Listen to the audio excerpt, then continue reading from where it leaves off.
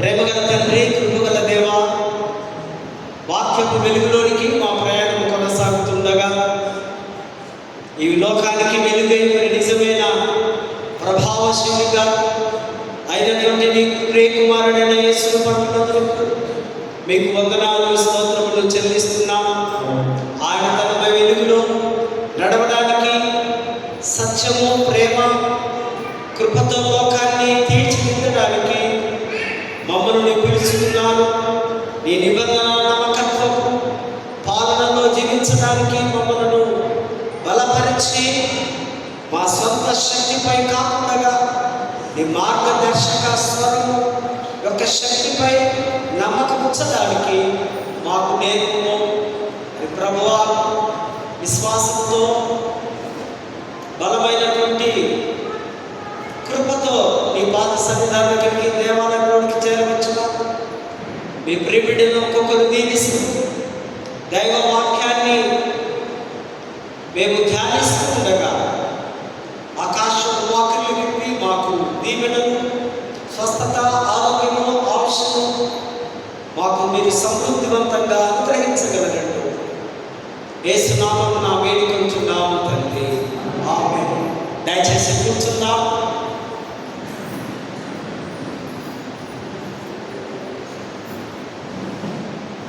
దేవుని పరిశుద్ధ నామానికి మహిమ కలుగును గాక.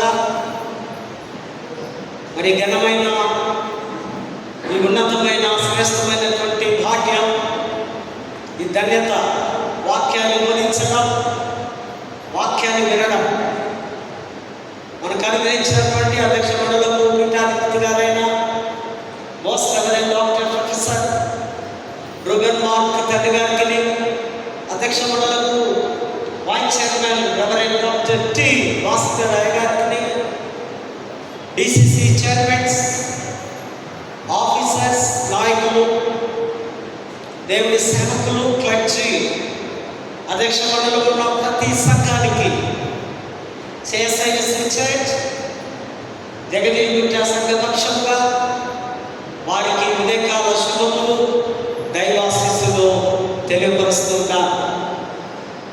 అదేవిధంగా పరిపూర్ణ, సంపూర్ణ భావం కలిగి యేసును నిండాలుగా ఆరాధించడానికి చేరవచ్చిన పరిశుద్ధ సంఘం, మరి బాస్టేట్ కమిటీ నాయకులు, సంఘ పెద్దలు, మీ అందరికీ కూడా క్రీస్తు నామములో ఈ ఉదయకాల శుభములు, దీవెనలు తెలియపరుస్తూ ఇంటి ఆరాధనకు మీకు ఆహ్వానాన్ని అందిస్తున్నా.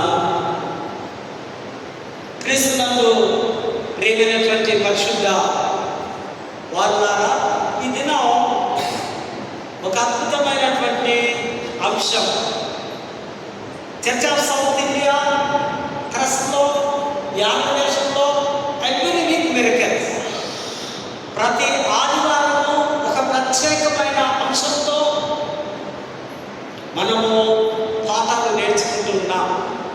ఈ దినం సండే, చిల్డ్రన్స్ స్టూడెంట్స్ అంటే జీసస్ ద అల్టిమేట్ ఇన్ఫ్లుయెన్సర్. విద్యార్థుల ఆహ్వానం, యేసు సర్వోత్తమ ప్రభావశీలుడు,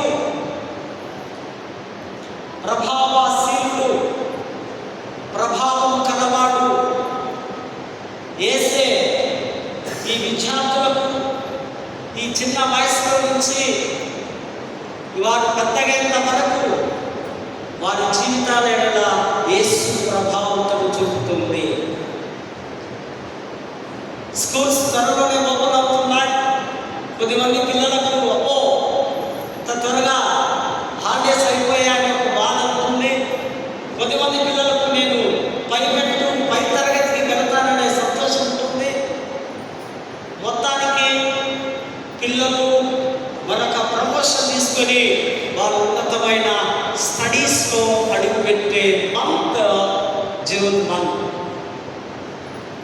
ఈ స్కూల్ స్థాయి నుంచి యూనివర్సిటీస్ వరకు అందరూ కూడా విద్యార్థులే. వారందరికీ ఈ పాఠము వర్తిస్తుంది. వారందరూ యూనివర్సిటీస్లో డాక్టరేట్ చేస్తున్న వారు ఒక అత్యుత్తమైనటువంటి స్థాయిలో ఉండి వారు వారి యొక్క ప్రొఫెసర్స్ ద్వారా వారు నేర్చుకుంటారు. ఆల్వేస్ లర్నింగ్ స్టేజ్ ఈ స్టూడెంట్స్ సండేని మనం చూస్తున్నాం. నేటి యుగంలో లేదా నేటి కాలంలో నేటి లోకంలో స్టూడెంట్సే కాదు, చిన్నపిల్లల నుంచి అప్పుడో ఇప్పుడో కళ్ళు మూస్తాడనే వాడు కూడా దేనికి ప్రభావితం చెందుతున్నాడు? ఫేస్బుక్, ఇన్స్టాగ్రామ్,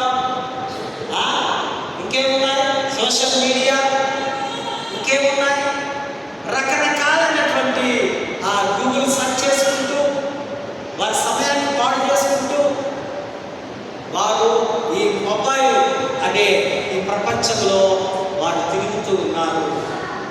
వారికి ఒక పెద్ద వ్యసనంలా దాన్ని వారు అడిక్ట్ అయిపోయినట్లుగా మనము చూస్తున్నాం. నేను అనుకుంటా మన భారతదేశంలో దగ్గర 70% ఈ యొక్క మొబైల్ పిచ్చిలో మనం ఉన్నాం. 30% ఎవరు అంటే గ్రామాల్లో ఉన్న పెద్దలు, వ్యవసాయం చేసుకునే వారికి ఈ ఫెసిలిటీ పెద్దగా మనకి కనిపించదు.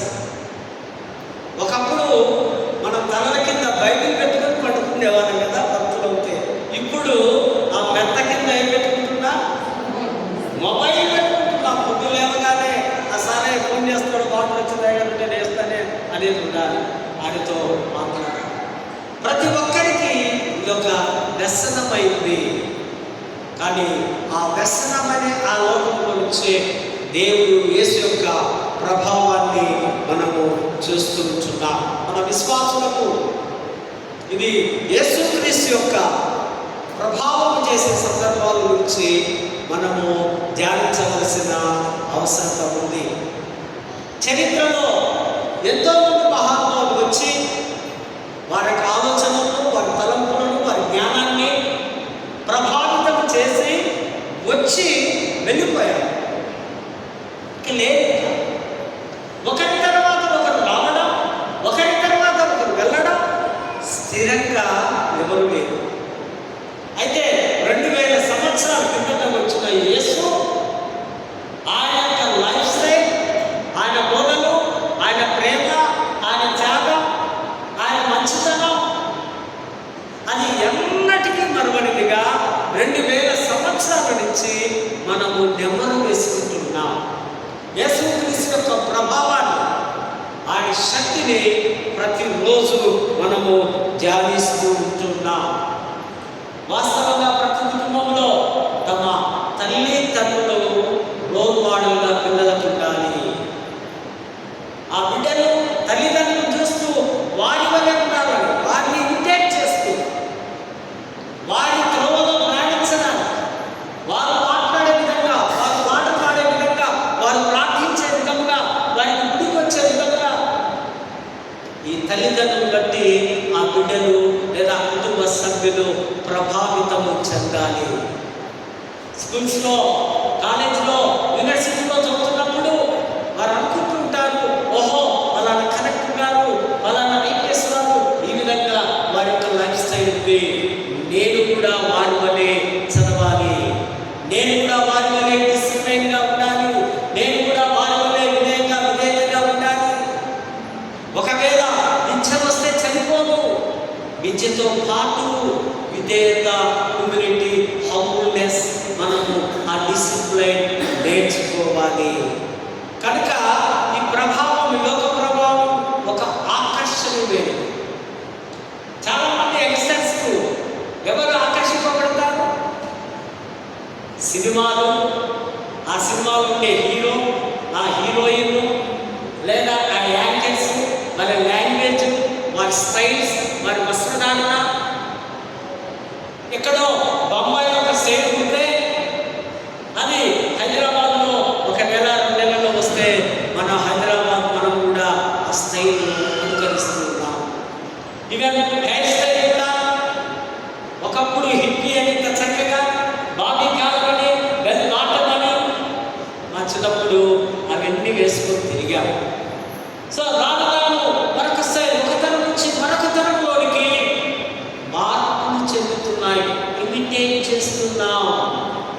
లోకంలో వాటి వైపు, లోకాశ వైపు ఏ విధంగా మోసం నేర్చుకోవాలి, ఏ విధంగా అన్యాయం చేయాలి, ఏ విధంగా హత్యలు చేయాలి, ఏ విధంగా దొంగతనాలు చేయాలి, ఇవన్నీ ఈ యొక్క సోషల్ మీడియా వారు చూపించే విధానం బట్టి ఈ యొక్క గూగుల్లో మనము సెర్చ్ చేస్తే ప్రతిదీ మనకు కనిపిస్తుంది. ఈ యువకులందరూ దానికి ప్రభావాలు చూపుతున్నారని మీకు నేను జ్ఞాపకం చేస్తుంటున్నాను. సంఘ సంస్కర్తలు చాలామంది మన దేశంలో వారి నుంచి మనం ఎన్నో నేర్చుకున్నాం. రాజా రామ్మోహన్ రాయ్ గుర్తున్నాడా? బ్రహ్మ సమాజం స్థాపించాడు ఆయన సతీ సహగమనం అనే ఒక చెడ్డ కార్యాన్ని విలియం కేరీ మిషనరీ దాంతో కలిసి దాన్ని బంద్ చేయించారు.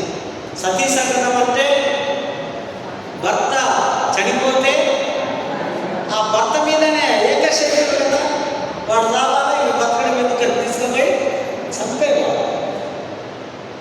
బహుశా అది వారికి హృదయాన్ని కలత చేసింది.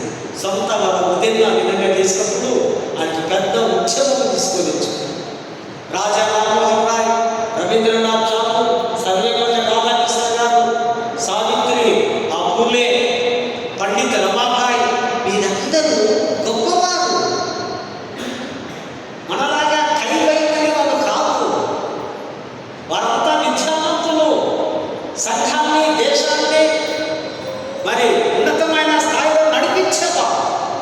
ఆ భావాలు కలిగిన వారు. కానీ వాటికంటే గొప్ప సంఘ సంస్కర్తన మన యేసుక్రీస్తు వారు అని మీకు నేను జ్ఞాపకం చేస్తూ ఉంటున్నాను. వీరందరూ మంచి మంచి ఫిలాసఫర్స్, తత్వ జ్ఞానము కలిగిన వారు. సో ప్రభు అయితే సర్వము సర్వజ్ఞాని అని మీకు నేను జ్ఞాపకము చేస్తూ ఉంటున్నాను. యేసుక్రీస్తులో ఉన్న ఘనమైనటువంటి స్వభావం, కొన్ని స్వభావాలు మనం చూద్దాం. యేసు జీవితంలో తన బోధలు మరియు ఆ మాదిరి, ఆ మనస్సు. నెంబర్ 1, పరిపూర్ణ క్షమాపణ, పర్ఫెక్ట్ ఫర్గివ్నెస్. మత్తయి సువార్త 18వ అధ్యాయము 21-22లో మనం చూస్తాం. పేతురు వచ్చి యేసు ప్రభుతో అంటాడు, ప్రభువా, పొరుగు వారిని, పక్క వారిని ఎన్నిసార్లు క్షమించాలి? 7 సార్లు సరిపోతుందా? 7 అన్నది యూదులకు మంచి సంఖ్య, పరిపూర్ణ సంఖ్య. 7 ఇష్టపడతారు. అంటే యేసుప్రభు అంటే అర్థాలు ఆయన 7 కాదు, 77 మార్లు. అంటే ఫర్గివ్నెస్, నో లిమిట్. క్షమాపణకు పరిమితం లేదు అని ప్రభు అంటున్నాడు. అదేవిధంగా లూకాసు వార్త 23:34లో ఆ సిలువ నుంచే ప్రభు క్షమనిస్తున్నాడు. తనను హింసిస్తున్న వారిని, తండ్రి వీరేమి చేయించున్నారు, వీరు ఎరుగరు కనుక వీరిని క్షమించండి. క్షమాపణను, ఫర్గివ్నెస్. ఇక్కడ ప్రభువులో ఉన్నటువంటి ఆ దైవికమైనటువంటి ప్రభావశీలత శక్తిని మనము ధ్యానిస్తూ ఉన్నాం. రెండవదిగా సేవక నాయకత్వం, సర్వెంట్ లీడర్షిప్. మార్కు సువార్త 10వ అధ్యాయం 43వ వచనంలో నిజమైనటువంటి గొప్పతనం అధికారంలో కాదు, వినయ పరిపూర్ణతలో ఉంది. అధికారం ఉన్నవారు నాయకత్వం అనగా ఇతరులను లేవనెత్తి వారి శక్తి పురుగొల్పి ఈ నాయకులు తగ్గించుకునే అవకాశం, తగ్గింపు స్వభావంతో ఈ యొక్క నిజమైనటువంటి ఈ యొక్క సేవక నాయకత్వాన్ని కనబడి చూస్తున్నాం. మూడవదిగా హద్దులు లేని ప్రేమ, ఇంక్లూసివ్ లవ్. బయట వారిని కాకుండా, బయట వారిని, లోపల వారిని, మన వారిని కాకుండా బయట వారిని కూడా మనము ప్రేమించే మనస్తత్వం. మనకు తెలిసి హాస్పిటల్ 11వ అధ్యాయంలో సమరయ స్త్రీని యేసు ప్రభు ప్రేమిస్తూ ఉన్నాడు. సమరయులు వారు యేసు ప్రభుకు వారు అన్యులు అనగా అన్యులను కూడా ప్రభు ప్రేమిస్తూ ఆమెకు ఈ క్షమాపణ లేదా ఆమెను కూడా క్రీస్తులోనికి రావాలని, ఆమె కూడా యేసు ప్రభు దైవ ప్రేమ కావాలని, ఆమె యొక్క ప్రవర్తన సరిగా లేకపోయినా, ఆమె అన్యురాలైనప్పటికీ ఈయన యూదుడైనప్పటికీ ఆయన ప్రేమించి మరి ఆమెతో మాట్లాడుతున్నటువంటి సంభాషణలు హద్దులు లేని ప్రేమగా మనం చూస్తున్నాం. మరి ధైర్యముగా సత్యాన్ని చెప్పడం, కరేజస్ ట్రూత్ టెల్లింగ్. తనకు ఒక సమస్య వచ్చినప్పుడు, తన ముందు అధికారం ఉన్నప్పుడు వారు అంటున్నారు, పిలాతు ఒక సందర్భంలో అంటున్నారు, నీవు యూదులకు రాజుగా, నిన్ను అందరూ రాజు అంటున్నారు, ఏంటి నీ సంగతి అన్నప్పుడు ఆయన అంటున్నాడు, అవును మీరు అన్నట్లుగా నేను యూదులకు రాజులే అనగా ఆయన జవాబు చెప్పడంలో ధైర్యాన్ని కనపరచడం మనము ఇక్కడ గమనిస్తూ ఉంటున్నాం. తర్వాత కరుణతో కూడిన జీవితం, లైఫ్ ఆఫ్ కంపేషన్. కనికరం ఉందా? ప్రేమ ఉంటే కనికరం ఉంటుంది, దయ ఉంటే కనికరం ఉంటుంది. కనికరం అంటే ఇతరులు లేని స్థితి, లేదా నాకు ఆకలి ఉంటుంది అది మీరు గ్రహించున్నారు, అప్పుడు మీరు నా మీద కనికరం చూపి నాకు భోజనం ఇవ్వడం. యేసు ప్రభు ఆయన గొప్ప జన సమూహం చూసి ఆయన వెంబడించే వారి మీద కనికరపడి వారికి 5 రొట్టెలు 2 చేపలు సమృద్ధివంతంగా ఇచ్చినట్టుగా మత్తయి సువార్త 14:14 మనము చూస్తూ ఉన్నాం. ఆ ప్రజలు నా బోధలకు నా దగ్గరికి వచ్చున్నారని వారి మీద కనికరపడి. ఒకప్పుడు మన రాష్ట్రాల్లో కేఏ బాబు గారు ప్రసంగాలు చేస్తున్నారు అంటే ఒకసారి వరంగల్కి వెళ్ళాను. అప్పుడు కొన్ని వేల మంది విస్తారంగా ప్రజలు రావడం, బహుశా 5,000 మంది ఇక్కడ, అక్కడ ఒక 4,000 మంది ఏమో. అంత పబ్లిక్ ఎక్కడెక్కడి నుంచో, ఆలయంలో నుంచి, దీపుల్లో, బస్సుల్లో నుంచి ఆయన వాక్యం వినడానికి రావడం, యేసు ప్రభువును చూడడానికి, యేసు ప్రభు బోధలు వినడానికి, యేసు ప్రభు ద్వారా స్వస్థత పొందడానికి, యేసు ప్రభు ద్వారా సమాధానం పొందడానికి 5,000 మంది పెద్దలు, మరి స్త్రీలు, చిన్నపిల్లలు కౌంటింగ్ లేదు. మరందరికీ భోజనము కేవలం కరుణతోనే. యేసు ప్రభు గారి నుంచి మహాత్మా గాంధీ గారు చక్కగా ఆయన రాస్తున్న మాటలు మనం చూస్తాం. The teaching of Jesus' love had a profound influence on my life. His boundless love, forgiving nature and commitment to non-violence continue to inspire me. అనగా యేసు బోధలు నా జీవితంలో ప్రభావాన్ని చూపాయి.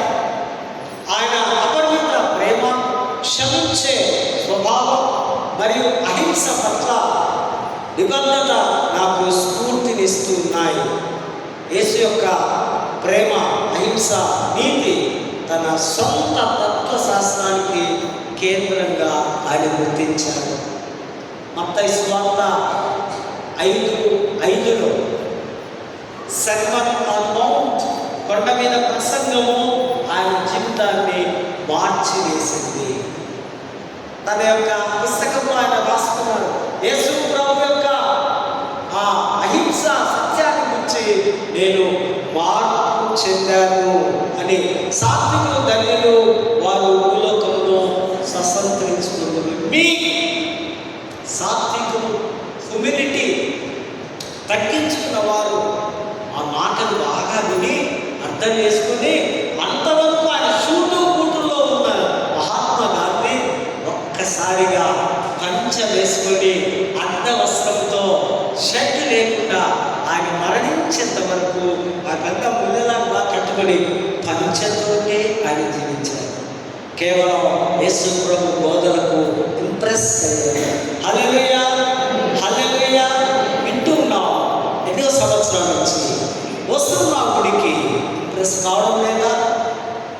జీవితంలో, నా జీవితంలో యేసు యొక్క ప్రభావమైనటువంటి మాటలను మనము నేర్చుకోవలసిన అవసరత ఉంది. అదే విధముగా మరొక వ్యక్తి, మరొక భక్తుడు రాస్తున్నాడు.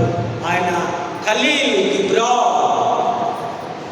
ఈయన అమెరికా రచయిత, మంచి కవి అండ్ కళాకారుడు. ఈయన చాలా అద్భుతమైనటువంటి స్టేట్మెంట్ వారు కూడా ఇస్తున్నారు. Jesus was not cent here to teach the people to build magnificent churches or temples.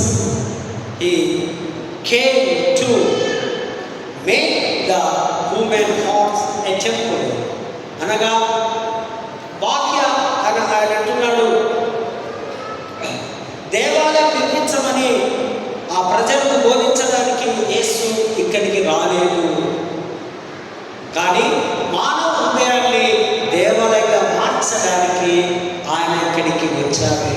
అందుకే ప్రభు అంటున్నాడు, నా కుమారుడా, నీ హృదయం నాకు ఇమ్ము. నీ హృదయమే దేవాలయం. మన పాట ఉంది కదా, హృదయమే నీ ఆలయం క్రీస్తు, నీ నామమే. హృదయమే నీ దేవాలయం. అది ప్రభు అడుగుతున్నాడు. ఆయన వచ్చింది దేవాలయం కట్టించడానికి, గొప్పగా చెప్పుకోవడానికి కాదు.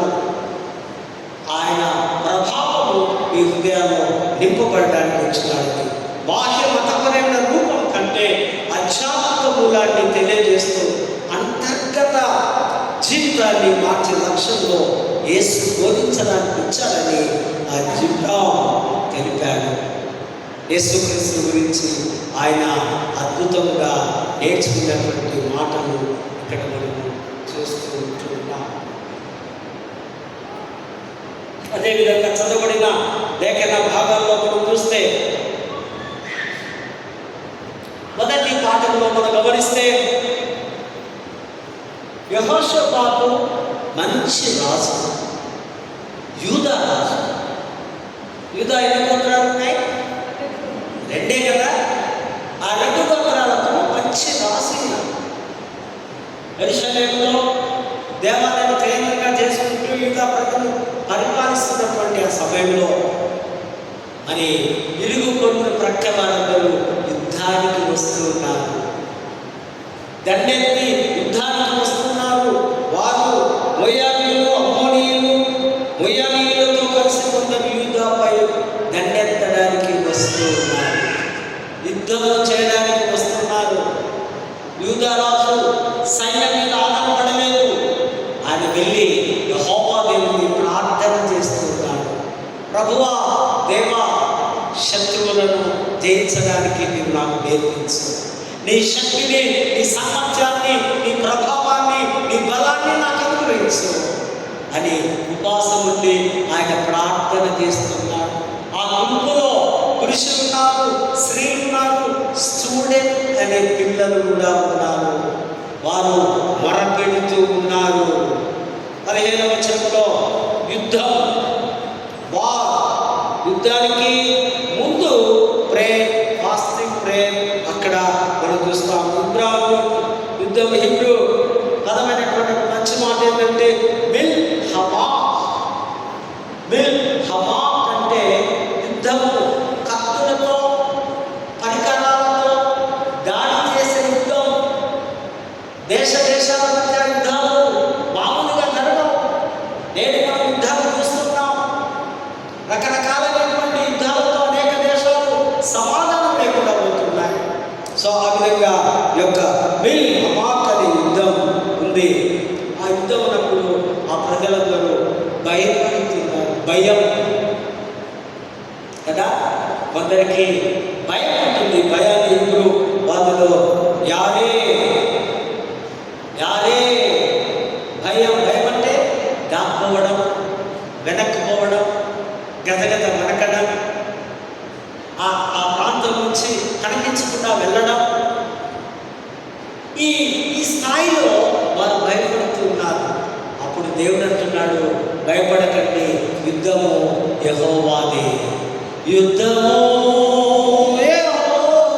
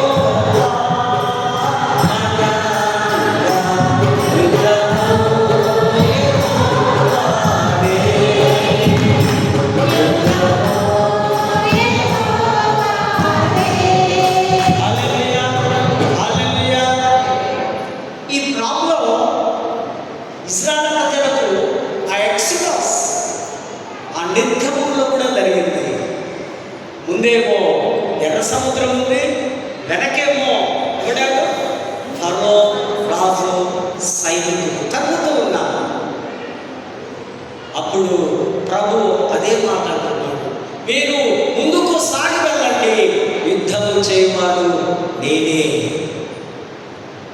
ఈ కుటుంబ జీవితంలో, ఈ సంసార యాత్రలో మనం కొన్నిసార్లు యుద్ధాలు చేయవలసి వస్తుంది.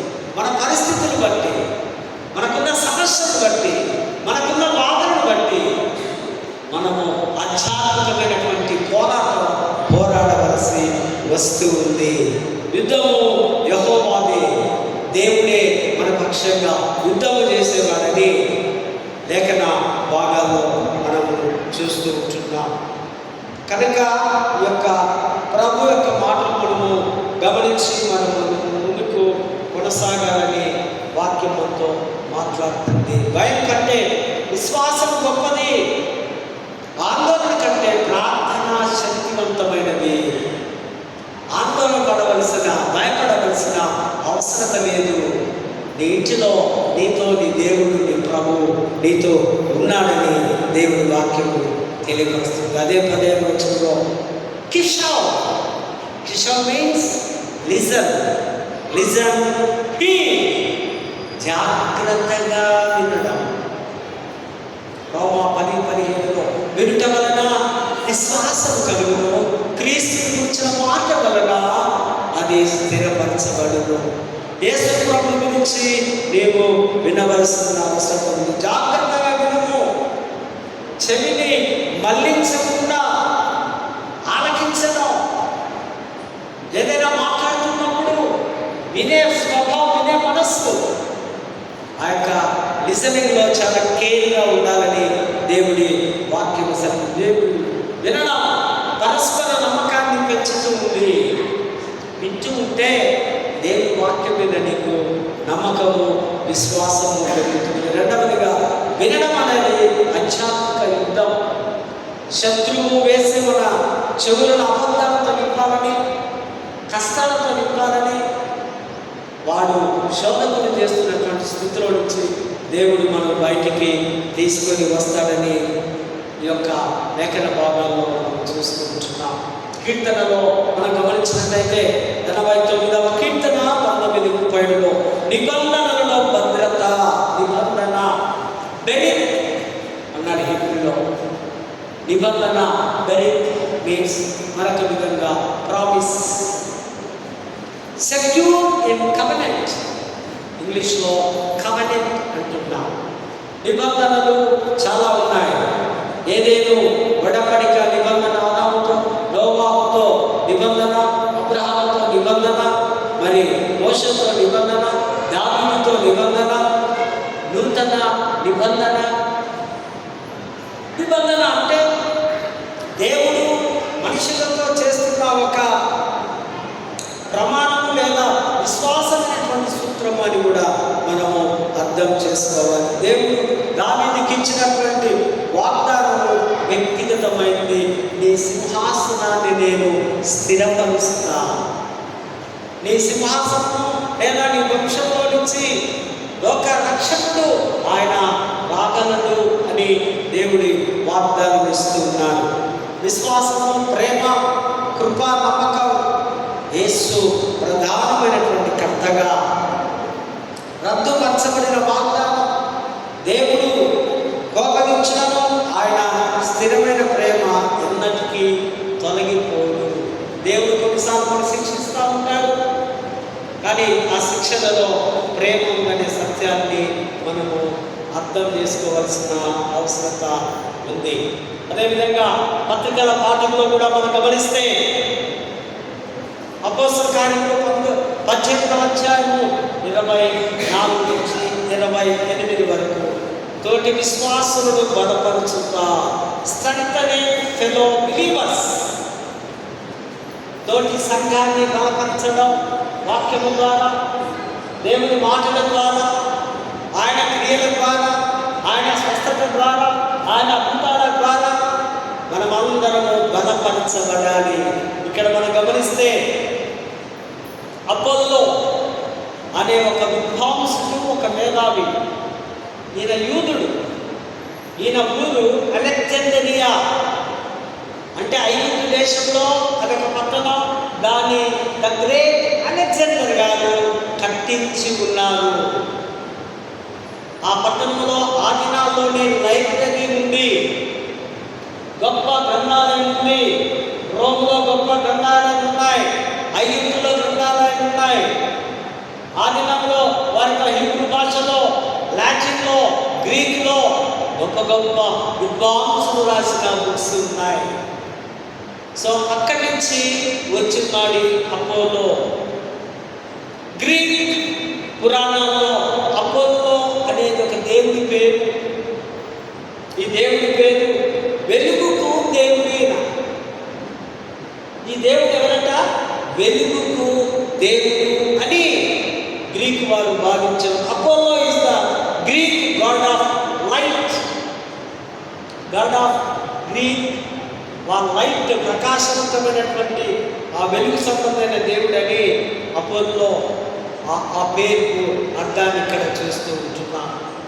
ఎఫెసీలో అపోలో యొక్క సువార్త ప్రకటన. ఆయన అలెగ్జాండ్రియా నుంచి ఎఫెసుకు ఆయన వచ్చి ఉన్నాడు, సువార్తను ప్రకటిస్తూ ఉన్నాడు. ఎప్పుడైతే యోహాను ద్వారా బాప్తిజం పొంది మారుమనసు పొంది నిజమైన యేసు ఆయన సిలువలో మరణించి లేచి పునరుద్ధానుడైన మెస్సయ్య ఈయనే అని తెలుసుకొని ఆయన మరి చాలా దూరం నుంచి ప్రయాణం చేసి ఎఫెసీకి సువార్త ప్రకటనకు వచ్చాడు. ఎఫెసీలో ఒక జంట ఉంది. ఆ జంట పేరు ఏంటంట? అకులా, ప్రిస్కిల్లా. వాళ్ళు నేరాలు ఉండేవారు.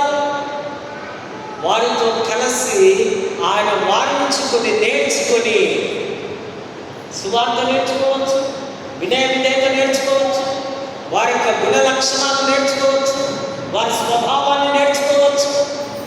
వారితో కలిసి ఆయన ఆధ్యాత్మిక అభివృద్ధికి ఆయన వినయం అవసరమని ఆ యొక్క వృద్ధ జంట నుంచి ఈ యవనస్తులైన అపోలో నేర్చుకుంటున్నాడు. సిద్ధ మనస్సు, నేర్చుకునే స్వభావం ఈయన కలిగి ఉన్నాడు. కనుకనే మరి ఆ ప్రాంతం అంతా సువార్త ప్రకటించినట్టుగా మనం లేఖన భాగాలు చూస్తున్నాం. మరి సువార్తల ప్రాంతంలోనికి వస్తే యోహాను సువార్త 8:12-20 ఆయన వెలుగును ప్రకాశింపజేయుట, షైన్ హిస్ లైట్. ఆయనలో వెలుగు ఉంది. అదే అన్నాడు, నేను లోకమునకు వెలుగును, నేనే వెలుగు.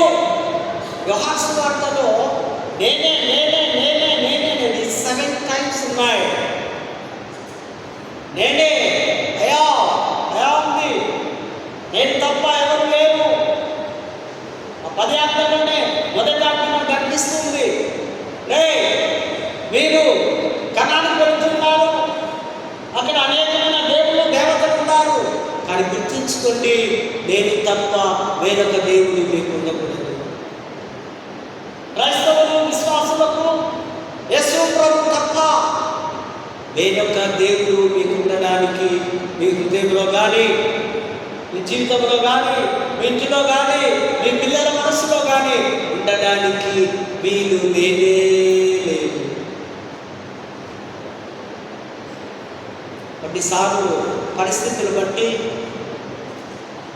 ఆ పరిస్థితి ప్రభావం బట్టి మనం క్రీస్తులో వచ్చి వేరైపోయి వివాహాల్లో, మరి హైదరాబాద్ వివాహాలు కూడా పాల్గొని ముట్టుకొని తర్వాత వచ్చి క్షమించండి, క్షమాపణ దేవుని రకరకాలుగా చేస్తుంటారు. అవే చల్లో నేనెవరో నేను ఎరుగను. సింపుల్, ఒకే ఒక మాట, మీరెవరో నాకు తెలియదు అంటాడు ప్రభువు.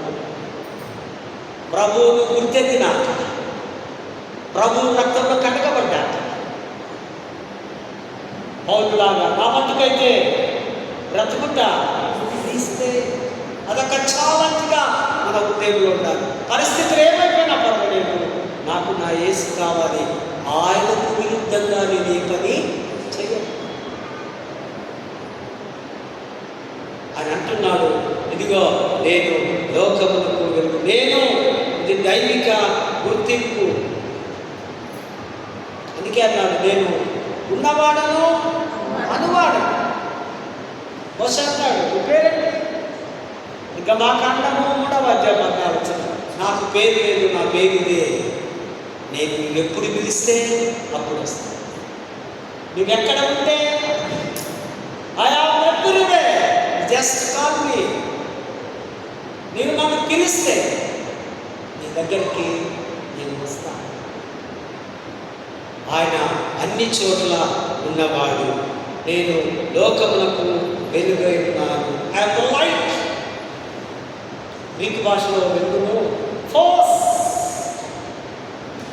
ఫోస్ అంటే డీప్లీ బ్రైట్, అంటే చాలా లోతైన లేదా బలమైనటువంటి యొక్క వెలుగు. అందుకే మనము క్రిస్టమస్లో పాట పాడుకుంటాం, లోకమంతటా వెలుగు ప్రకాశించెను, యేసు జన్మించినప్పుడు లోకమంతటా వెలుగు ప్రకాశించెను. లోకమంతా వెలుగు స్ప్రెడ్ అవుతుంది. యేసు ప్రభు వారితో ఈ మాటలు అంటున్నాడు.